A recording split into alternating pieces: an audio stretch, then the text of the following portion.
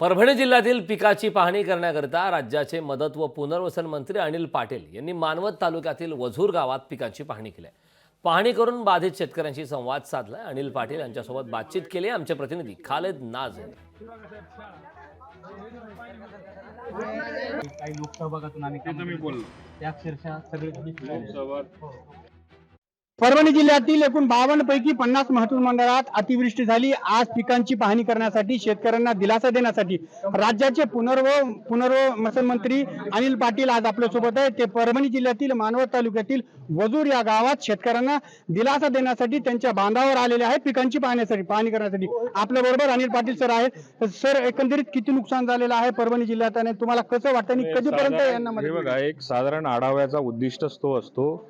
जसं नांदेड जिल्ह्यामध्ये, परभणी जिल्ह्यामध्ये साधारण 3 लाख हेक्टर, हिंगोली जिल्ह्यामध्ये समजा जर का 2-2.5 लाख हेक्टर, जोपर्यंत पंचनाम्याची फायनल फिगर येत नाही तोपर्यंत किती प्रमाणात पंचनामे झालेले आणि किती क्षेत्राचे झालेले आहेत त्याच आढाव्याकरता मी इथून आता परभणीला जातो। एकूण कधीपर्यंत ह्या शेतकऱ्यांना मदत मिळेल आपल्या विभागात? मदत त्याच वेळी मिळेल की जोपर्यंत शेतकरी आयडेंटिफाय होत नाही आणि शेतकरी आयडेंटिफाय झाल्या म्हणजे एकदा शेतकऱ्याची संख्या निश्चित होत नाही, त्याचं क्षेत्र निश्चित होत नाही, तोपर्यंत या मदतीला थोडा विलंब लागेल। माझा असा अंदाज आहे की पुढच्या 8-10 दिवसात 4-5 दिवसामध्ये सगळे पंचनामे समजून सगळे जे पंचनामे जे असतील पुढच्या 2 ते 3 दिवसामध्ये संपले पाहिजे आणि त्याच्यानंतर आयुक्तांमार्फत आमच्याकडे आलं पाहिजे। थँक्यू।